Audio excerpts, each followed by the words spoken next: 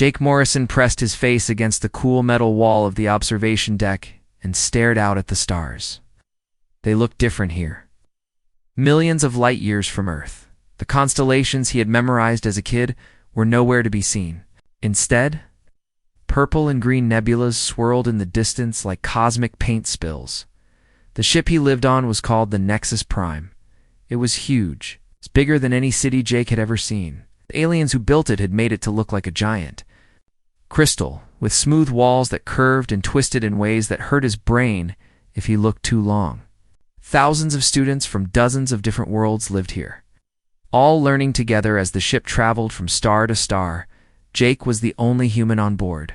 He had been selected for the Interstellar academic exchange program 6 months ago. Back then, he thought it was the coolest thing that had ever happened to him. His friends at Roosevelt High School were jealous when he told them he would be studying with aliens. His mom cried when he left, but his dad just patted his shoulder and told him to make humanity proud. Now, halfway through the program, Jake wasn't sure if he was doing that or not. A soft, chiming sound echoed through the corridors that meant it was time for the evening social period.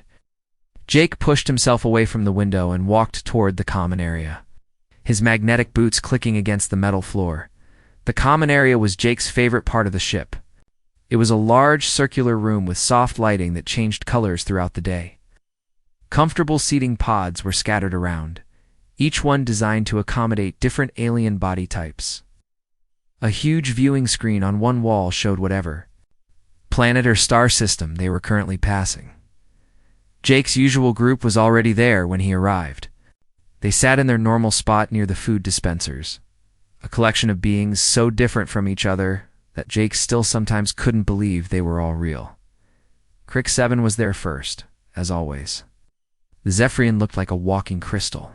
Sculpture, about 7 feet tall and completely transparent, except for the soft blue light that pulsed inside his body.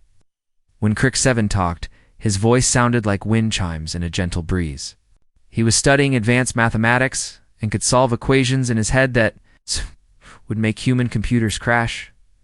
Next to him sat Bloob, whose real name was a series of clicking sounds that Jake couldn't pronounce. The Aquarii was roughly humanoid, but covered in smooth, dark blue skin that was always slightly wet. She had 4 arms and large black eyes that never seemed to blink. Bloob was incredibly smart and spoke 7 different languages. But she was also funny in a way that translated across species. Cheetar perched on the edge of the seating pod, his insect-like body twitching with constant nervous energy. The Vex student looked like a giant praying mantis crossed with a spider. With 6 arms that moved independently and compound eyes that seemed to see everything at once, despite his scary appearance, Cheetar was probably the kindest being Jake had ever met. The last member of their group was Zara, a luminal who existed as a ball of golden energy contained within a humanoid force field suit. She communicated through changes in her light patterns, which the ship's computers translated into speech. Zara was studying energy physics and could manipulate electricity with her thoughts. "Jake," Bloob called out as he approached. "Perfect timing. We were just talking about home." Jake settled into his pod, which was one of the few designed for human proportions. "What about home? We're sharing stories about what we do for fun on our worlds," Crick 7 said, his crystal body flashing brighter as he got excited. "Them about the harmonic meditation chambers on Zephyr Prime. Every evening after school, young ones like me gather in the crystal caves beneath our cities. We sing together, creating sound patterns that resonate through the rock formations. It teaches us harmony and helps us connect with the planet's natural frequencies." "That sounds beautiful," Jake said, and he meant it. He had heard Crick 7 sing before during their music appreciation class. The sound was unlike anything on Earth, like a choir of angels mixed with the ringing of perfect bells. Bloobs for arms gestured excitedly as she spoke. "On Aquarii, we have synchronized swimming in the zero-gravity water spheres. Imagine giant bubbles of water floating in space, and dozens of us swimming through them in perfect formation. We learn to move as one mind, one body. It builds trust and teaches us about fluid dynamics." Cheetar's mandibles clicked together, which Jake had learned was the Vex equivalent of a smile. The hive mind problem-solving sessions are my favorite part of school. All the young Vex in a region connect our thoughts through chemical signals. We become one giant brain working on complex puzzles. Last cycle, we designed a new type of spacecraft engine together.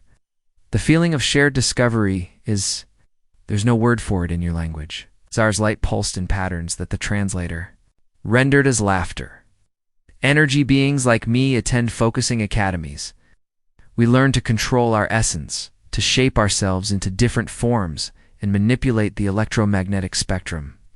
Young luminals practice by creating light shows that can be seen from orbit. It's art and science combined. All four aliens turned to look at Jake expectantly. He realized it was his turn to share. Well, Jake began, trying to think of something that would sound as interesting as crystals singing or shared consciousness. Back home, I used to go to the shooting range 3 times a week after school. My dad taught me how to use different kinds of guns, rifles, pistols, shotguns. We'd practice marksmanship and gun safety. It was our father-son time, you know? Caca, duck. Change in the room was immediate and startling. Crick 7's blue light flickered and dimmed. Bloob's forearms froze mid-gesture. Chitar's constant twitching stopped completely, and Zara's golden glow shifted to a harsh white that hurt to look at. Nobody spoke for what felt like forever. Guns, Bloob finally whispered, her voice barely audible. You mean ... weapons? Actual weapons? Jake looked around at his friends' faces, confused by their reaction. Yeah, firearms. It's pretty normal back home. Lots of kids learn to shoot. It's like ... a sport, I guess. Why are you all looking at me like that? Chris 7's harmonic voice wavered with what Jake was beginning to recognize as distress. You're saying that as a juvenile you were given access. 2 devices designed to kill? Well, when you put it like that, it sounds bad, Jake said, feeling defensive. But it's not like that at all. My dad taught me safety first. We followed all the rules. I had to pass written tests and practical exams. It's about discipline and focus and how many of your kind die from these weapons each year. Chitar interrupted, his compound eyes fixed on Jake with an intensity that made him uncomfortable. Jake shifted in his seat, and he had never really thought about gun deaths as being connected to his weekend trips to the range with his dad. I don't know the exact numbers, some I guess. But way more people die in car accidents, and we still drive cars. The aliens exchanged looks that Jake couldn't interpret. Zara's light patterns were flashing rapidly in sequences that the translator couldn't keep up with. On Zephyr Prime, Crick 7 said slowly, weapons are considered so dangerous that only the eldest council members are allowed to even see them. They're kept in sealed chambers and used only in the most extreme emergencies. Query haven't had weapons for over 1,000 years, Bloob added. We solved our conflicts through the Great Unity Accords. The idea of teaching children to use killing tools is... She trailed off, unable to find words. Jake felt heat rising in his cheeks. They're not killing tools, not the way I use them. It's about precision and control and spending time with my family. You're making it sound like I was some kind of soldier or something. Even as he said it, Jake could see that his explanation wasn't helping. His friends still looked at him like he had just confessed to being a monster. The social period ended with the chiming of the ship's bells, but nobody moved to leave. They sat in uncomfortable silence, the weight of cultural misunderstanding. Settling over them like a heavy blanket, Jake realized that for the first time since joining the exchange program, he felt truly alone among the stars.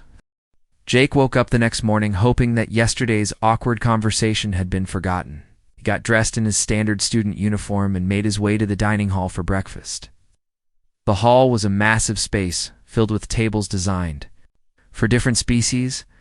Some were low to the ground for creatures that crawled, others were tall for beings that floated, and a few were submerged in water tanks for aquatic students. He spotted his usual table and walked over with his tray of food. The ship's food dispensers could create meals for any species, but Jake always ordered simple human food. Today it was scrambled eggs, toast, and orange juice. But when he reached the table, something was wrong. Crick 7, Bloob, Chitar, and Zara were all there, but they weren't talking and laughing like they usually did. Instead, they sat quietly, picking at their food. When Jake approached, their conversation stopped completely. Morning, everyone, Jake said, trying to sound normal as he sat down. Good morning, Jake, Crick 7 replied, but his voice was different. The musical quality was still there, but it sounded strained. Like a guitar with broken strings, Jake looked around the table. Nobody would meet his eyes.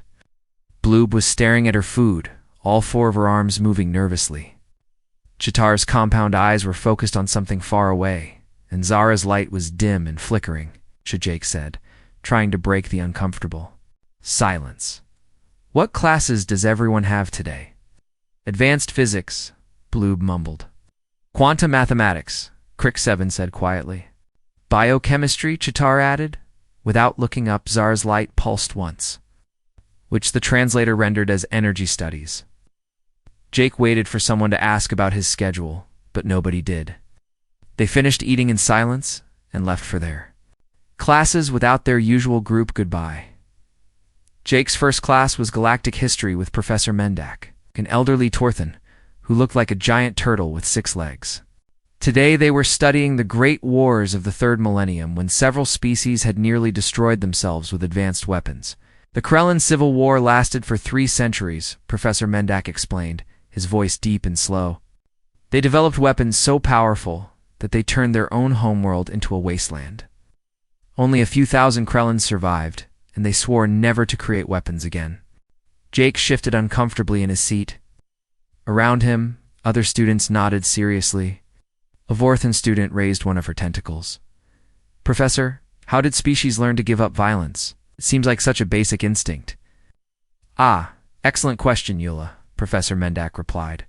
Most civilized species reach what we call the wisdom point, the moment when they realize that the power to destroy is too dangerous to keep.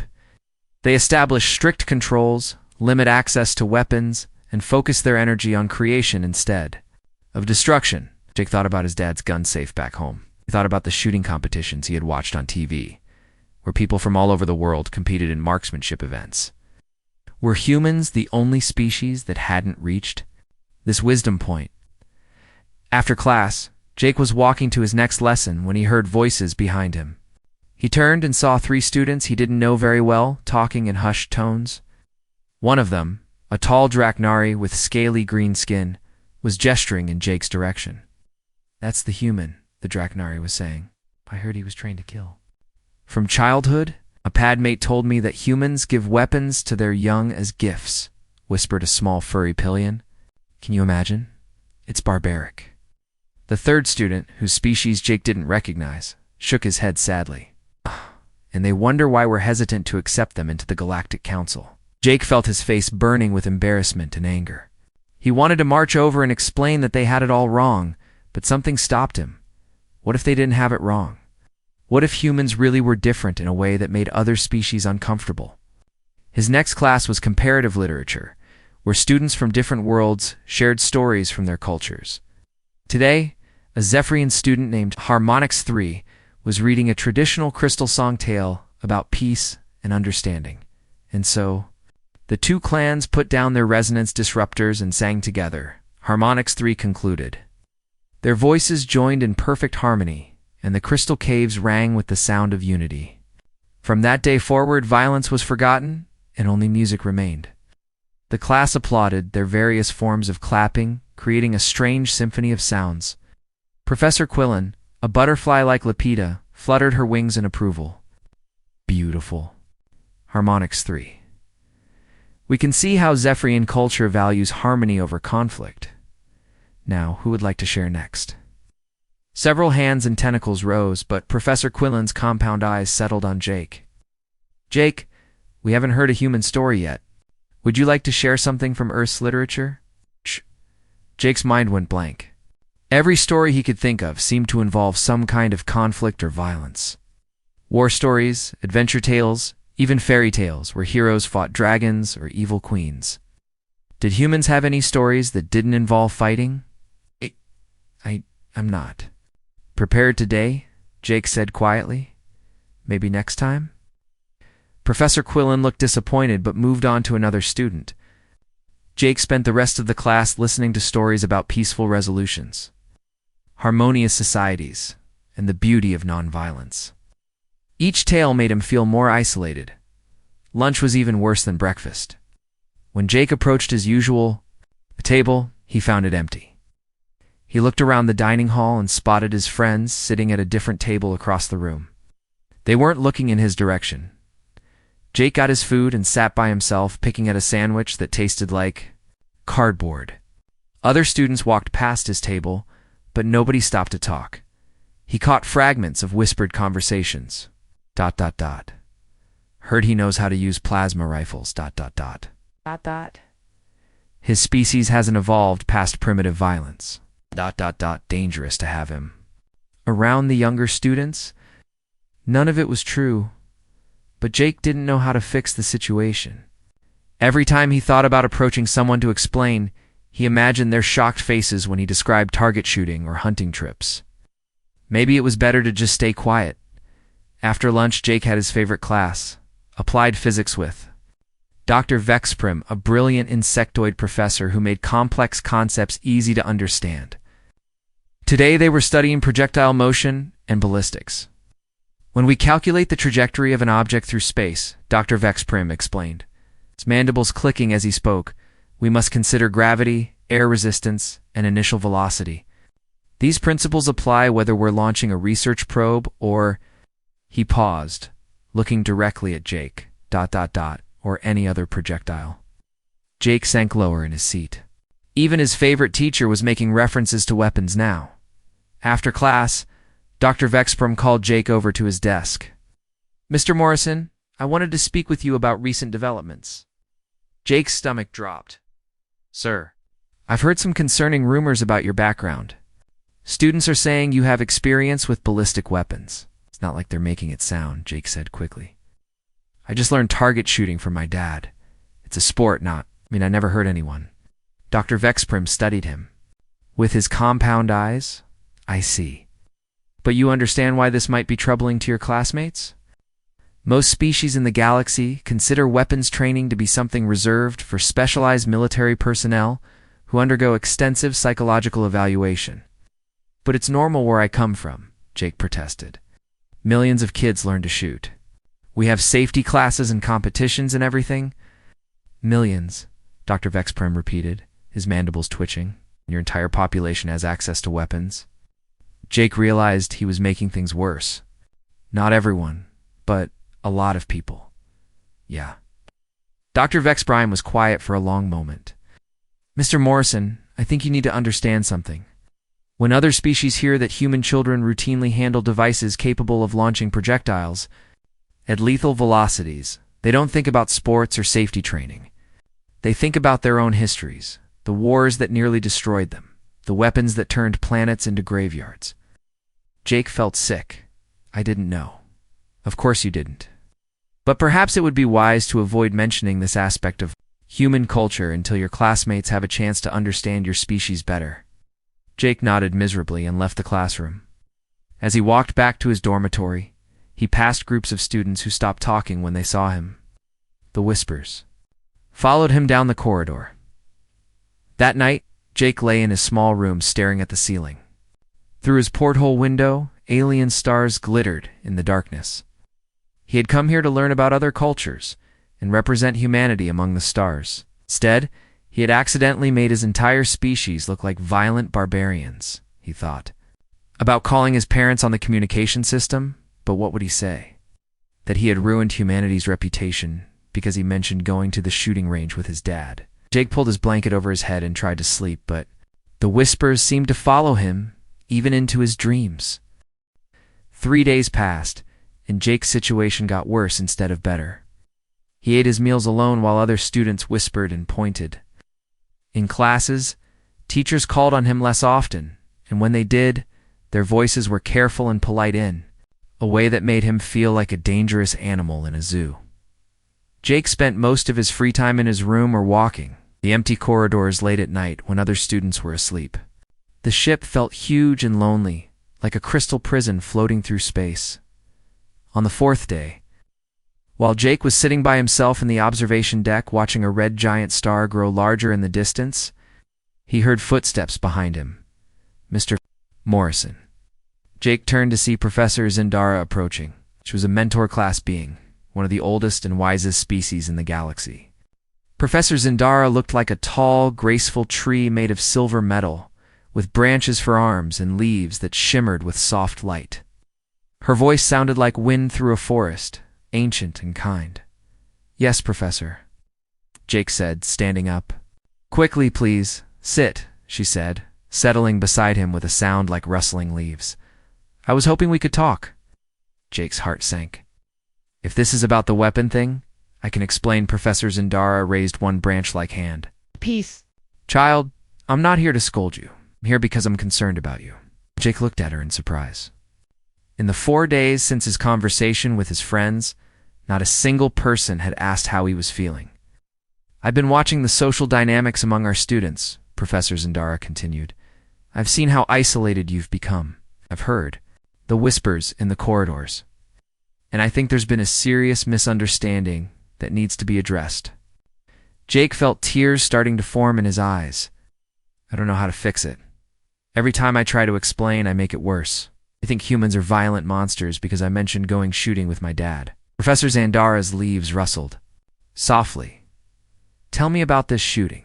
Not the simple version you might give to worried friends, but the real version. Help me understand what it meant to you." Jake wiped his eyes and took a deep breath. "My dad started taking me to the shooting range when I was 12. He said it was important for me to learn about guns because they exist in our world, and education is better than ignorance." "Go on," Professor Zindara encouraged. "The first thing he taught me wasn't how to shoot. It was safety. We spent 3 weeks just learning how to handle firearms safely, how to check if they're loaded, how to point them in safe directions, how to store them properly. He made me recite the safety rules every single time before we even touched a gun." Professor Zindara listened without interrupting, her metallic face showing no judgment. "Then we started with a small rifle, shooting at paper targets. Me about breathing, about staying calm, about focusing completely on what I was doing. He said shooting was like meditation. You had to clear your mind of everything except the present moment." Jake was surprised to find himself smiling as he remembered. "We'd go every Saturday morning, just the 2 of us. We'd talk about school, about life, about whatever was bothering me. Shooting was just ... part of it. A way for us to spend time together. A way for him to teach me responsibility and focus." "What else did you learn there?" Professor Zindara asked gently. "Respect," Jake said immediately. "Dad always said that anything powerful deserves respect. Cars, electricity, fire, tools, weapons. They're all just objects, but they become dangerous when people don't respect them. He taught me that power requires responsibility." Professor Zandara's leaves shimmered thoughtfully. "And how many people did you shoot during these visits to the range?" Jake looked at her in shock.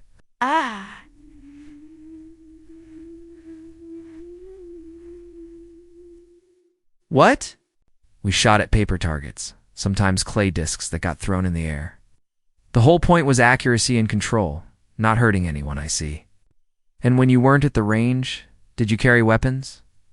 "No, of course not. I was a kid." "The guns. Stayed locked in Dad's safe at home. Couldn't even see them without him being there."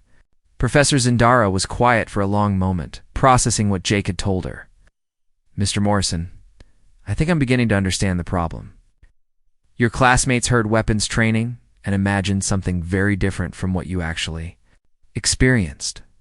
But how do I explain that to them? Every time I mention guns or shooting, they get more scared." Professor Zandara's branches swayed gently. "Perhaps the issue isn't what you're saying, but how you're saying it. Your friends need context. They need to understand not just what humans do, but why they do it."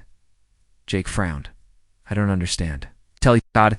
Me, Mr. Morrison. Do you know why most galactic species abandon weapons? Dr. Vexprime mentioned something about wars that nearly destroyed them." "Exactly." "Most species in the galaxy went through what we call the Great Realization, a moment when they understood that weapons were too dangerous for civilian populations. They established strict controls, limited access to trained specialists, and focused their societies on peaceful pursuits." Professor Zandara's leaves rustled as she leaned forward. "But humans are different, aren't they? You've had weapons for thousands of years, yet you're still here. You haven't destroyed yourselves. In fact, you've prospered and advanced to the point where we invited you to join Galactic Society. Jake had never thought about it that way. I guess so. That suggests something remarkable about your species. Most races had to give up weapons to survive. But humans seem to have found a way to coexist with dangerous tools. That's not a sign of primitiveness, it's a sign of exceptional wisdom and self-control. Jake felt a spark of hope. Do you really think so? I do. But your classmates don't. Understand this yet. They hear about human children handling weapons and think of their own histories. Species that couldn't handle such power responsibly. They need to learn about human culture, about how your people developed the wisdom to teach dangerous skills safely. Professor Zendara stood up, her metallic form catching the light from the nearby star. I have a proposition for you, Mr. Morrison. What if we arranged a formal presentation? It's a chance for you to explain human culture properly, with time to provide context and answer questions. Jake's stomach clenched with nervousness. I don't know if I'm the right person for that. I'm just a kid who went shooting with his dad. You're a human who learned responsibility and focus through careful training with dangerous tools. Professor Zendara corrected. You're living proof that your species can handle power wisely. That makes you exactly the right person, Jake thought. About his friends, former friends now sitting at their table without him. He thought about the whispers in the corridors, the way teachers looked at him with careful politeness. Maybe Professor Zendara was right. Maybe he needed to stop trying to minimize what he'd learned and start explaining why it mattered. What would I talk about? Jake asked. Everything you just told me, and more. Help them understand that weapons. Training for humans isn't about preparing for violence. It's about building character. Teaching responsibility and passing on cultural wisdom. Show them the difference between a tool and a threat. Professor Zendara placed a gentle branch hand on Jake's shoulder. Ow! I'll help you prepare. We'll research human history, gather examples, create a presentation that gives your classmates the context they need to understand. But ultimately, this needs to come from you. You're not just representing yourself, you're representing all of humanity. The weight of that responsibility felt enormous, but for the first time in days, Jake didn't feel completely hopeless. Would this happen? He asked. Next week. It gives us time to prepare properly. I'll arrange for the main auditorium and invite all students and faculty. This will be your chance to bridge the gap between human culture and galactic understanding. Jake took a deep breath, looking out at the alien stars. Okay, I'll do it. Professor Zendara's leaves rustled with what Jake had learned was approval. Excellent. We'll start tomorrow. And Mr. Morrison? Yes, Professor. Don't try to make human culture seem less than it is. Your species has achieved something remarkable, the ability to trust young people with power and teach them to use it. Wisely, that's not something to apologize for. It's something to be proud of. As Professor Zendara walked away, Jake remained by the observation window. The red giant star ahead seemed brighter now, less like a distant threat and more like a beacon guiding them toward something important. For the first time since his casual comment about shooting ranges had changed everything. Jake felt like maybe he could fix this. Maybe he could help his classmates understand that humans weren't monsters, they were just different. And maybe that difference was actually something special. He had 1 week to prepare the most important speech of his life. Jake stood outside the main auditorium, his hands shaking as he held his presentation notes. Through the thick doors, he could hear the sound of hundreds of students and teachers finding their seats. Word had spread quickly about the humans. Special presentation, and it seemed like everyone on the ship wanted to attend. Professor Zendara appeared beside him, her metallic leaves rustling softly. How are you feeling, Mr. Morrison? Terrified, Jake admitted. What if I make things worse? What if they decide humans are even more dangerous after hearing this? Then we'll deal with that when it happens, Professor Zendara said calmly. But I don't think that's what will occur. You've prepared well. You understand your own culture better now than when we started. Thinking about the past week. He and Professor Zendara had spent hours researching human history, watching videos from Earth and practicing his speech. Jake had learned things about his own species that he'd never considered before. Remember, Professor Zendara continued, you're not trying to convince them that weapons are good or bad. You're helping them understand what weapons mean to humans, and why your species develop differently than others. The auditorium doors opened, and Jake could see the massive space inside. Hundreds of beings from dozens of species filled the curved seating areas. He spotted his former friends sitting together in the third row, Crick7's crystal body dim with nervousness, Bloob's forearms fidgeting, Chitara's compound eyes focused on the stage, and Zara's golden light flickering uncertainly. "It's time," Professor Zindara said gently. Jake walked onto the stage, his footsteps echoing in the suddenly quiet auditorium. Spotlight followed him to the center podium, where a holographic display system waited to show his prepared materials. He looked out at the sea of alien faces, some curious, some worried, some clearly skeptical. For a moment, his mind went completely blank. Then he remembered what Professor Zindara had taught him. Start with common ground. "My name is Jake Morrison," he began, his voice amplified throughout the auditorium. "I'm 16 years old. I love music and mathematics, and I miss my family on Earth. I'm here because last week, I accidentally scared my friends by mentioning something normal from my culture. Today, I want to help you understand what I really meant." He activated the holographic display, showing an image of Earth from space. "This is my home. Humans have lived there for thousands of years, and we've always been good at making tools. We made tools to hunt, to build, to create art, and yes, to fight when we had to." The next image showed ancient humans around a fire, crafting spears and arrows. Early humans were not the strongest or fastest creatures on Earth. We survived by being smart and by working together. We made tools to help us get food and protect ourselves from dangerous animals. Jake saw some students leaning forward with interest. This wasn't what they had expected. As humans got smarter, our tools got better. We learned to make sharper knives, stronger bows, and eventually, firearms. The display showed the evolution of human weapons through history. But here's the important part. We also learned to control these tools. He clicked to the next slide, showing a father teaching a young child how to use a bow and arrow. Humans discovered something that many species find hard to believe. We learned that the best way to stay safe around dangerous tools is to teach people how to use them properly, not to hide them away. A student in the front row, a tall blue-skinned Altarian, raised her hand. "But don't more people get hurt when everyone has access to weapons?" Jake had expected this question. That's what we thought would happen too. But humans found that when you teach people to respect dangerous tools from a young age, they become safer, not more dangerous. Let me show you what I mean.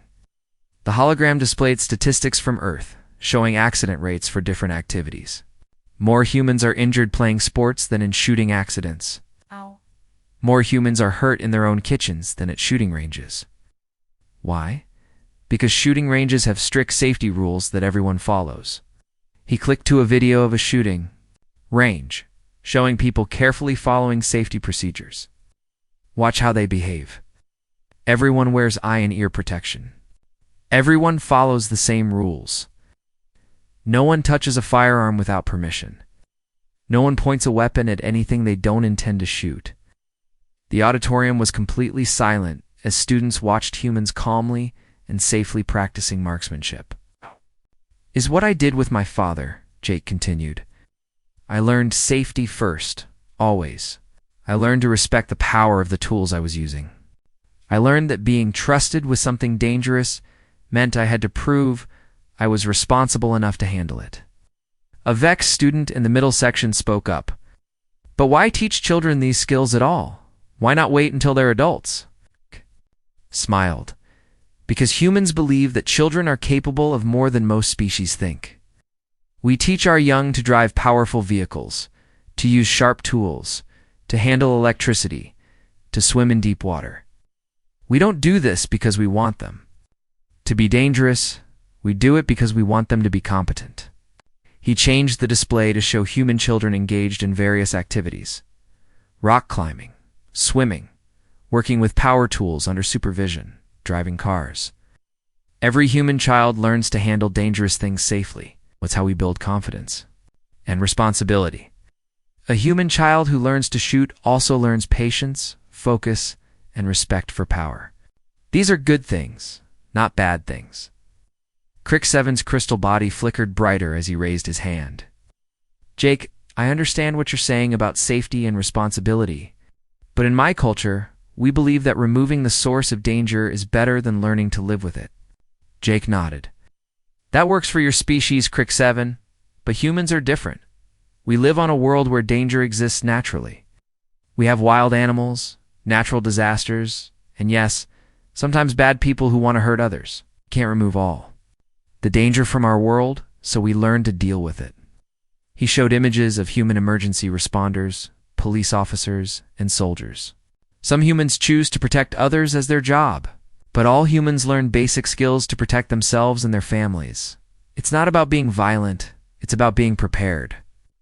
The questions kept coming, and Jake found himself relaxing as he answered them. He talked about hunting as a way to provide food and manage animal populations. He explained sport shooting as a test of skill and concentration. He described gun safety courses and the respect humans had for the power of their tools. But here's the most important thing, Jake said, approaching the end of his presentation. Humans have had access to weapons for thousands of years. We've fought wars, yes, but we've also built amazing civilizations. We've created art, music, literature, and science. We've learned to cooperate and trade instead of fight. The final image showed humans working together on the International Space Station. Scientists from different countries collaborating in laboratories, and children from around the world playing together. We're not a violent species that happens to have weapons. We're a species that learn to be peaceful while still being strong. We teach our children about dangerous things, not to make them dangerous, but to make them wise. Jake looked directly at his former friends. When I told you about going to the shooting range with my dad, I was sharing something I was proud of. Not because I could shoot accurately, but because my father trusted me with something important. He taught me that having power means being responsible for how you use it. The auditorium erupted in discussion as students turned to each other, talking excitedly about what they had heard. Ow. Jake could see the change in their faces, the fear and suspicion, replaced by curiosity and understanding. Professor Zindara stepped onto the stage. I think we have time for one more question. Small, furry pillion student stood up. Jake, would you teach us? Not about weapons, but about this human idea of trust and responsibility. Jake felt a huge smile spread across his face. I'd love to. As the presentation ended and students began filing out, saw Crick 7, Bloob, Chitar, and Zara approaching the stage. His heart pounded as he waited to see what they would say. Jeg, Bloob said, her forearms spread wide in the Aquari gesture of friendship. We owe you an apology. We didn't understand what you were really telling us. We were scared, Crick 7 admitted, his crystal body pulsing with embarrassed light. We thought about our own histories and forgot that your species might be different. Chitar's mandibles clicked together in what Jake now recognized as a smile. You didn't just teach us about human culture today. Taught us about being brave enough to trust young people with important things. Zara's golden light flowed in patterns that the translator rendered as laughter. I think we have a lot to learn from humans about responsibility and trust. Jake felt tears of relief in his eyes. Does this mean we can be friends again? Friends? Bloob laughed. Jake, after what you just did, I think you're going to be the most popular student on this ship. As they walked out of the auditorium together, Jake realized that Professor Zindara had been right. He hadn't needed to hide his culture or apologize for being human. He just needed to help others understand what being human really meant. The days following Jake's presentation felt like living in a completely different ship. Where once students had whispered and avoided him, now they approached with genuine curiosity. Jake found himself eating lunch with different groups each day, answering questions about Earth and human culture. Is it true that human children learn to control fire? Asked Velm, a young crystalline whose body sparkled with interest. Jake laughed as he bit into his sandwich. Well, we learned fire safety in school. How to use matches safely. What to do if there's a fire. How to cook food without burning ourselves. I guess that is kind of like controlling fire. Sitting across from him, a group of Aquari students exchanged amazed looks. On our world, only the eldest water shapers are allowed near the thermal vents, one of them said. The heat is too dangerous for young ones. But how do you learn if you're not allowed to practice? Jake asked. The students looked confused by the question, as if they had never considered it before. These conversations happened everywhere Jake went. In the corridors between classes, students would stop him to ask about other dangerous things humans taught their children. They wanted to know about driving cars, using power tools, playing contact sports, and even cooking with sharp knives. Jake realized that what seemed normal to him was extraordinary to beings whose cultures protected their young from any possible harm. 3 weeks after his presentation, Jake was in advanced physics class when Dr. Vexbury made an announcement that surprised everyone. Students, I have an unusual request, the insectoid professor said, his mandibles clicking with excitement. The Galactic Military Academy has asked our ship to provide a guest lecturer for their advanced strategy course. They want someone who understands what they call precision mindset training. Jake looked around the classroom, wondering who Dr. Vexbrim was talking about. They've specifically requested Mr. Morrison. Jake's mouth fell open. Me, but I'm just a student. Apparently, word of your presentation has spread beyond our ship, Dr. Vexprim explained. The Academy instructors have studied recordings of your talk. They're interested in human training methods that develop focus and responsibility under pressure. After class, Jake's friends gathered around him, all talking at once. This is amazing, Bluebix exclaimed, her forearms gesturing excitedly. Military Academy only invites the most respected experts. What will you teach them? Crick7 asked, his crystal body brightening with curiosity. Jake shook his head, still in shock. I have no idea. I'm not a teacher. I'm not even an expert. I just know what my dad taught me. That's exactly why they want you, Cheetar said wisely. I understand something they need to learn. 2 days later, Jake found himself in the ship's communication center, speaking to a holographic projection of Commander Thalnine, a stern-looking Draconary military officer. Mr. Morrison, the commander said, we've reviewed your cultural presentation. Our advanced students are preparing for leadership roles in peacekeeping operations across the galaxy. They need to learn how to make critical decisions under pressure while maintaining precision and control. Jake shifted nervously in his chair. Sir, I'm not sure what I can teach military officers that they don't already know. You can teach them something no other species has mastered, Commander Thalnan replied.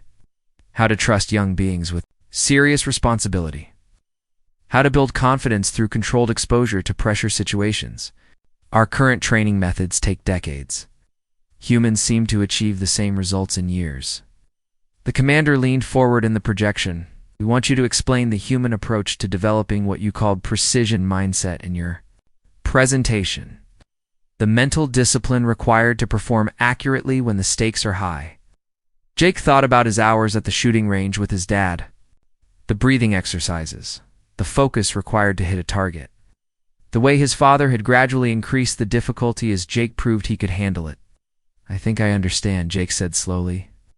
You want to know how humans teach young people to stay calm and accurate under pressure? Exactly. Can you design a training program based on human methods? Jake's mind raced. I could try, but I'd need help from some of my classmates. They understand their own species better than I do. Commander Thalnan looked intrigued, explained.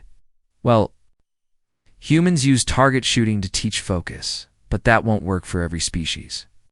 A Zephyrian might learn better through harmonic precision exercises. An Aquari might develop the same skills through underwater navigation challenges. The principles are the same: controlled pressure, gradual difficulty increase, and trust. But the methods should match each species' natural abilities. The commander's scaled face showed what Jake had learned was approval. Interesting. You're proposing a multi-species approach to precision training. Yes, sir. I think my friends could help design species-specific exercises that build the same mental discipline. A week later, Jake and his friends were working together in one of the ship's conference rooms, designing what they had started calling the Human-Inspired Precision Training Program. The walls were covered with holographic charts and diagrams. As they collaborated on exercises for different species, 4 Vex students We could create complex chemical mixing challenges, Ch'tar suggested, his compound eyes bright with enthusiasm. They would need to combine dangerous substances with perfect accuracy while maintaining calm focus. Luminals could practice energy shaping under time pressure, Zara added, her golden light pulsing with excitement, learning to create precise patterns while simulating emergency conditions. Crick7's crystal body hummed thoughtfully. Zephyrians could work with harmonic resonance in unstable crystal formations. One wrong note could shatter the entire structure. An Aquari could navigate through underwater obstacle courses with limited oxygen, Bloob said, teaching decision-making when the consequences are real. Jake listened to his friends with growing amazement. They had taken his simple explanation of target shooting and turned it into something that could help train leaders from across the galaxy. The key is what Jake taught us, Crick7 said. Trust young people with real challenges, but give them the training and support they need to succeed. Professor Zindara, who had been observing their work, rustled her metallic leaves approvingly. You've discovered something important. Humans aren't the only species capable of learning under pressure. They're just the only species that developed systematic methods for teaching it. 2 months later, Jake stood in the ship's main communication center, watching a live feed from the Galactic Military Academy. The first class of students was completing their precision training using the program he and his friends had designed. On the screen, young beings from a dozen different species worked through challenges tailored to their abilities. A Drachnary student carefully assembled a complex device while alarms blared around him. A Vorthon cadet navigated through a maze of energy barriers using only her natural magnetic senses. A crystalline officer in training sang harmonic patterns to stabilize a simulated crystal matrix on the verge of collapse. Remarkable, Commander, Thalneen said through the communication link. Our traditional training methods required 2 years to achieve this level of performance. Your human-inspired approach has accomplished the same results in 6 months. Jake felt proud, but also something else, a deep sense of belonging that he hadn't felt since leaving Earth. Mr. Morrison, the commander continued, the Galactic Council has taken notice of your work. They're considering incorporating human training philosophies into educational programs across member worlds. That evening, Jake sat in the observation deck with his friends, watching the stars' wheels slowly past the window. But instead of feeling lonely and homesick like he had months earlier, he felt connected to something larger. You know what's funny? Jake said, breaking the comfortable silence. When I first mentioned going to the shooting range, I thought I had ruined everything. I thought I had made humans look bad. Instead, you helped us understand what makes humans special, Bloob said softly. Your willingness to trust young people with serious responsibilities. And your understanding that the best way to stay safe around dangerous things is to learn about them, not avoid them, Ch'tar added. Crick7's crystal body pulsed with warm light. Oh. You taught us that wisdom isn't about eliminating all risks. It's about learning to handle risks responsibly. Zara's golden glow shifted to peaceful patterns. And that trust is something you earn by proving you can handle it. Jake pulled out his personal communication device and began recording a message to his family back on Earth. Hey, Dad, he said, smiling at the camera. Remember when you taught me to shoot and you said it wasn't really about the guns? You said it was about learning to be trusted with something important and learning to trust myself? He paused, looking around at his alien friends and then out at the vast star field. Beyond the window. I finally understand what you meant. And Dad, I think I'm ready to teach others what you taught me. Not about shooting, about trust, responsibility, and what it means to be given a chance to prove yourself. Jake ended the recording and settled, back to watch the stars with his friends. Somewhere in the distance, alien suns illuminated worlds where young beings were learning that they could be trusted with more than their societies.